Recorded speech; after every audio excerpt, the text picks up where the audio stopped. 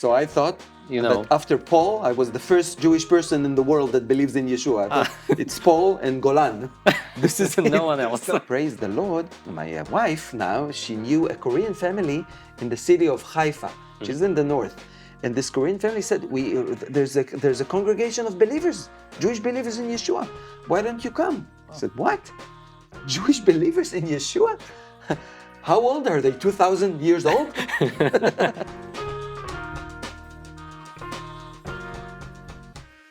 Priatelia, vítajte pri Chcem viac podcaste, pretože život je príliš komplexný na to, aby sme o ňom rozmýšľali plitko. Špeciálny podcast z viacerých dôvodov. Vidíte, že nie sme v svojom tradičnom štúdiu, sme na konferencii EVS v Piešťanoch a špeciálny aj z druhého hľadiska, pretože tu mám špeciálneho hostia, doktora Golana Brošiho, priamo z Izraela. Hello, Golan. Hello. Golan, vlastne rozhovor s ním budeme robiť v angličtine, takže pre všetkých z vás, ktorí potrebujete titulky, prepnite si a sledujte tento rozhovor na YouTube a zapnete si ich tak, že kliknete ten taký obdĺžnik dole vo videu vedľa ozubeného kolieska. Potom, ak nás počúvate teda na Spotify alebo iTunes, prepnite sa tu na YouTube, aby ste všetko dobre pozerali. Takže začíname v angličtine. Golan, welcome to Slovakia. Shalom, shalom. Thank you. What a pleasure to have you here in podcast. And I will start right in medias res. You told me in interview we made for a newspaper in Slovakia that your mother, after you've started to follow Yeshua, Jesus, thought you've entered Nazi party. Yeah, that I joined the Nazi party. Yeah. That you become nacist. How this could be? Yes. So here we have to do a little bit of a history lesson. Okay. You know, I'm sad to say it, but the history of the church or the so-called church and the Jewish people, especially in Europe, wasn't so lovely. You know, and most of the persecution that Jewish people suffered was from so-called Christian people that said that they're Christians, or Jewish people thought that they're Christians, but they persecuted the Jews in Europe for hundreds of years. So, you know, even the Nazi soldiers, the SS soldiers, they had a cross on their belt, a cross. So my mother, of course, and most Jewish people think that if you're a Gentile, you're a Christian. And if you're a Christian, you're the enemy. Oh. Because of history, because of this bloody history between the church and the Jewish people. Okay, so let's get to the beginning of the story. You were born and raised in Israel, in kibbutz. In a kibbutz, yes. Yeah, many in Slovakia cannot even imagine what kibbutz is. Could you explain it a bit, how it looked like? Think about a communist paradise. Communist paradise. Maybe some of our listeners and viewers know because they lived in communist paradise for 30 years ago. So until the 90s, until 1990, the kibbutzim were really, really communist. You share everything. You don't own anything. You know, for example, I didn't sleep in my parents' house. I slept in the children's house because the children belong to the kibbutz, to the community. And you can see your parents 2 hours a day. From 4 to 6, you can go to your parents' house, play a little bit, you know, eat a cake or something, and go back to the children's house. That was really tough. It wasn't so tough for me because I was born into it from the age of 0. This is everything I knew. So I didn't know anything else. And you lived in kibbutz for until I was 26. Yes. Oh, wow. And what happened? Well, God decided to send an angel to the kibbutz as a volunteer to study Hebrew and work. And this angel came because of the love of Yeshua. Now, when I say Yeshua, how do you call him in Slovak? Jesus. Yeah. Or do you have a we have Ježiš. Yes. But we say Yeshua. Yeshua, salvation. Yeah. So this angel from Korea came because of the love of God, the love of Yeshua. And I asked, you know... You mean angel, like angel in Bible? No, a person. Yeah, okay. A person, a real person. But it was an angel in Hebrew is somebody that is sent. It doesn't have to messenger. be... Exactly. It could be a messenger or a sent one. So this angel from Korea, I asked, why are you here? If every Israeli that I know wants to leave Israel. Why are you coming to Israel? You're from Korea. And this angel told me that the love of God, I love the Jewish people. You love the Jewish people. Everybody, all the Jews I know hate the Jewish people.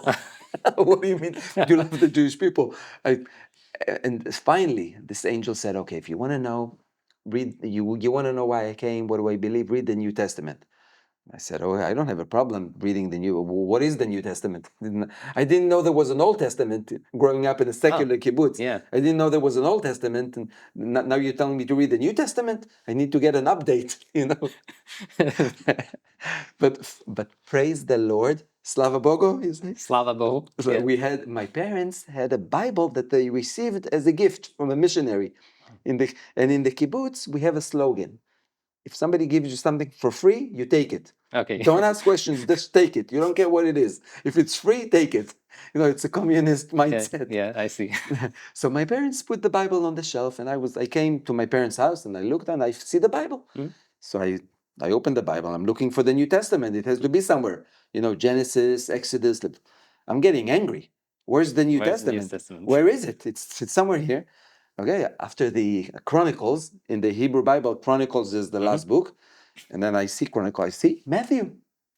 The Gospel according to Matthew, in Hebrew, of course. That must be the New Testament. Sure. And I start reading, and I see this is the genealogy of Yeshua, the son of David, the son of Abraham. I said to myself, what is this? Is that the New Testament that the Gentile believe? It sounds really Jewish. It's Israeli. It's talking about Israelis, you know, in the Galilee, in Jerusalem, and a Jewish rabbi named Yeshua. What does it have to do with Christianity? What does it have to do with the Gentiles? How did this message get to Korea? It's like a Jewish book. And the more I read, the more I fell in love with Yeshua, and I knew that I was reading truth. Yeah? Actually, I came back to that angel, Korean angel, and I told this angel what I'm reading. I said, is that the New Testament that the Gentiles believe? Is that it? He said, yes, continue reading. This is the New Testament. And I couldn't believe that I didn't know anything about it. Nobody in Israel, it was like a secret. Nobody was talking about it. But praise the Lord, by the Holy Spirit, Yeshua saved me. And I married this Korean angel. That's nice. And we have two monkeys, a boy and a girl, and a dog. That's nice. You know what's interesting? When I hear Jewish testimonies, many Jewish believers in Yeshua, they say, I started to read Matthew, the genealogy, and I came to faith. Wow. And you know, what is interesting is that Christians in Western world, they think, why someone put genealogy here? Yeah, all the names, it's boring. It's boring. I just skip it and go to real stuff.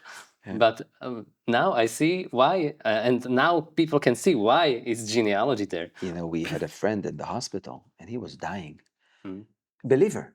And somebody came to visit him. He said, I just want you to read me the genealogies in Chronicles and the genealogies in Matthew. I said, why do you want to hear the genealogies? You're dying. I mean, don't you want to hear something else to encourage you? He said, no, just read me the names. And they read him the names in the genealogies. This begotten this one, and this was born. He was born, and he begotten this one. Just the names. And then they asked him, why is it so interesting for you to hear the genealogies? And he said, because it reminds me that God remembers everybody. Wow. God remembers every name, and he must remember me also. It's encouraging. Yeah. Well, true story. Great. But I've heard your story that you didn't just read New Testament. Yes. But you also read in yeshiva the Hebrew different studies. So what happened when we decided to marry? I decided to marry this Korean angel. Yeah, she wanted to stay in Israel, and she came because she loved the Jewish people. She wanted to know Judaism, rabbinic Judaism. Yeah. So religious people came to the kibbutz, and they said, if you want, we have a conversion program where you become Jewish. You know, conversion. You can study Judaism and become Jewish after 1 year. But if you're going to marry Golan, then Golan also has to go with you in the process. He has to do it with you. Yeah. So she was studying in the religious kibbutz, And I had to go to the closest yeshiva in a town close to my kibbutz.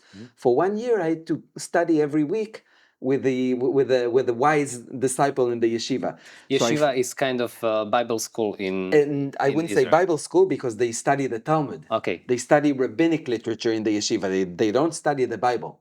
They study the rabbinic tradition. Oh, so it's a Rabbinic school law. for Rabbinic law. school for rabbinic law. Yeah, the yeshiva is a school for rabbinic law. Okay. So in the morning, I would study the Talmud, rabbinic law, and in the evening, I would read the New Testament.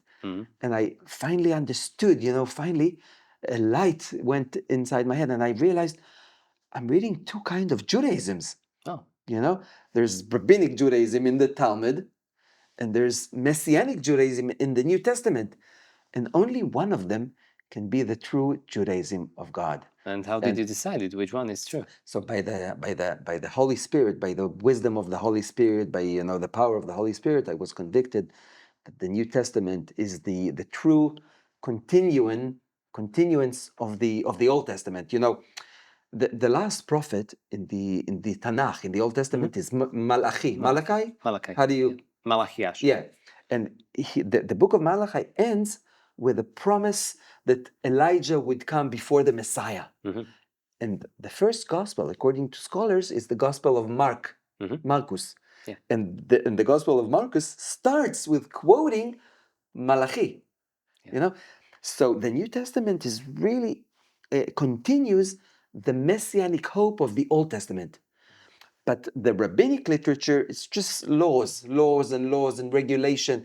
It doesn't have anything to do with the Old Testament. It's like a complete different Torah. Yeah, I see. Different rabbinic law. So I understood that the New Testament is much more natural or supernatural continuance of the messianic hope in the Old Testament. Oh, that's nice.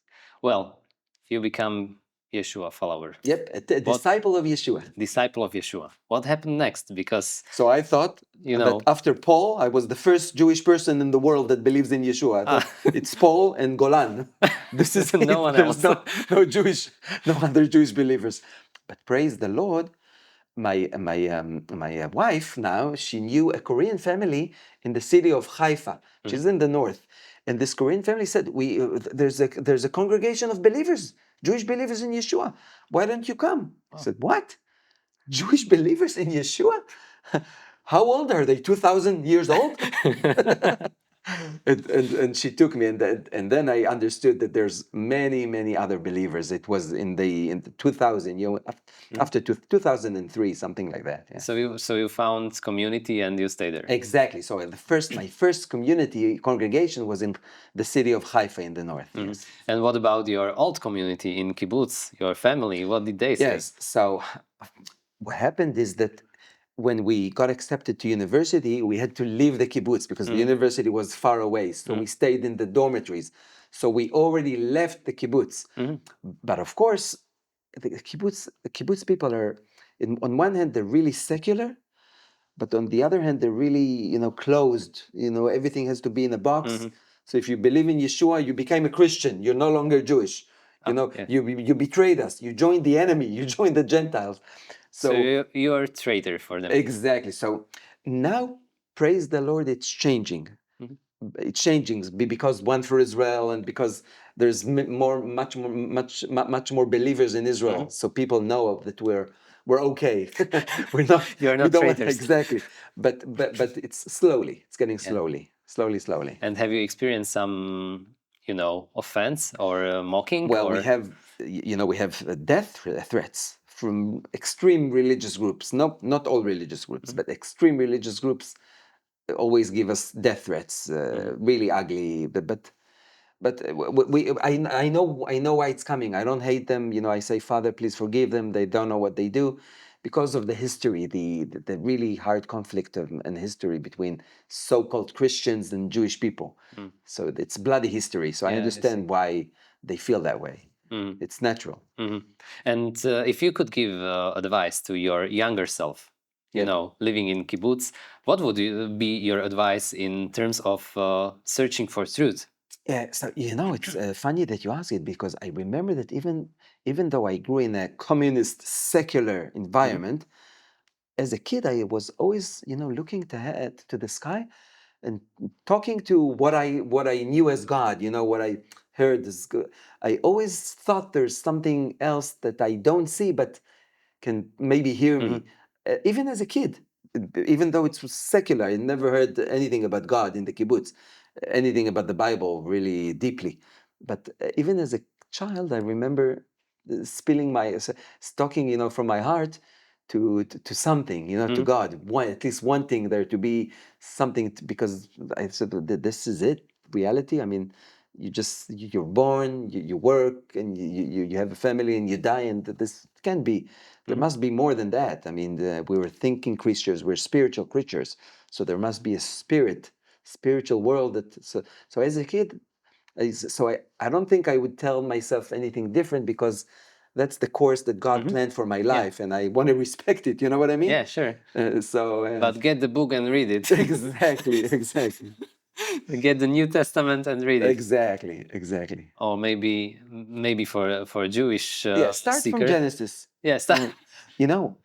As a Jewish person, when you read Genesis, you read the first words, Bereshit bara Elohim, in the beginning, God created.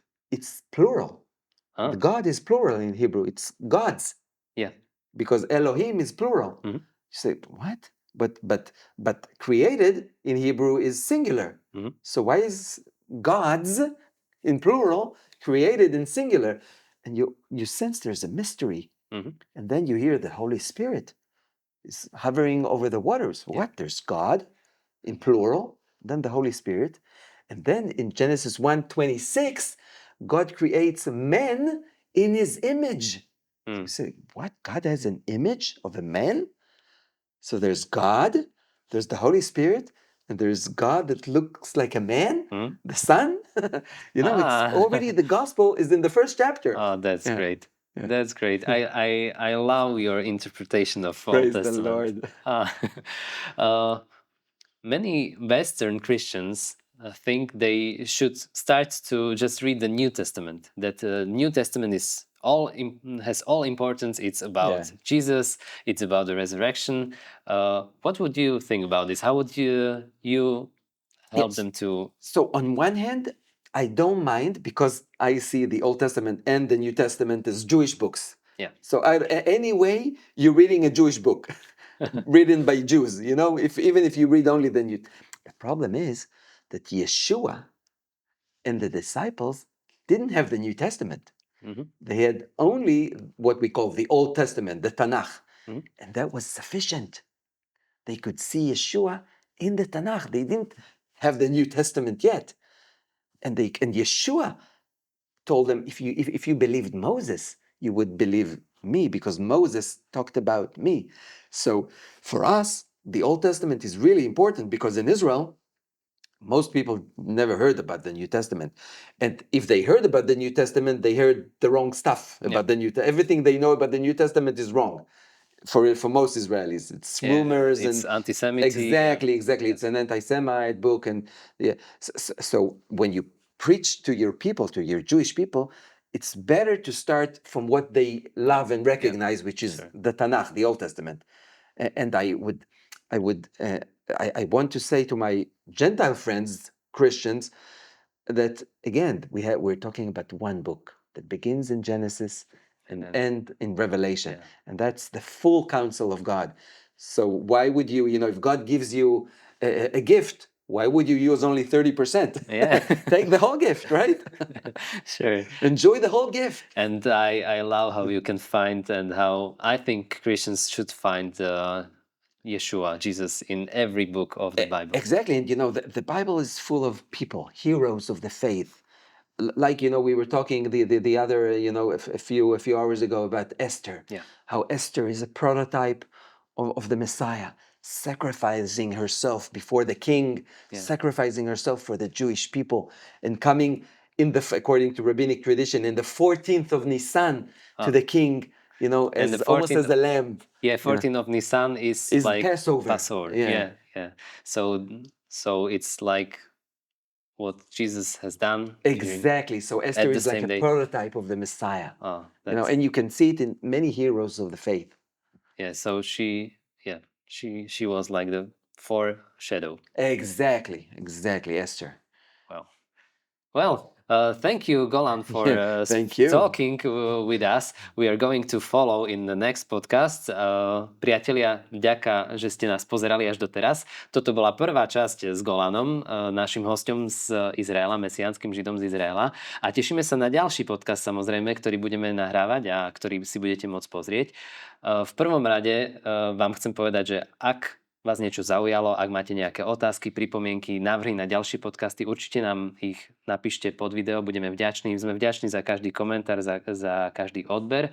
Kopec ľudí z vás, ktorí nás sledujete, nás neodoberáte a tým pádom sa vám niekedy môže stať, že vám unikne ten obsah, ktorý dávame vonku. Ak si dáte odber, vždycky vám príde nová časť, príde vám nejaké upozornenie, takže určite to takto urobte. Ak ešte neodoberáte naše ranné biblické zamyslenia, ktoré posielame na viac ako 2000 e-mailových adries, tiež sa pridajte. Nie je lepší spôsob, ako začať deň, ako pri Božom slove, pri zamyslení nad Božím slovom. Takže toto boli Golan Broshi, Martin Migláš, tešíme sa na stretnutie v ďalšom podcaste, kde budeme rozoberať, a to vám poviem, ako Golan vlastne fungoval v komunite, ako funguje v tejto dobe, kedy je to v Izraeli ťažké, kedy tam prebieha častokrát vojna, ako sa musia ukrývať. Takže všetky tieto veci nájdete v tom ďalšom podcaste. Ahojte.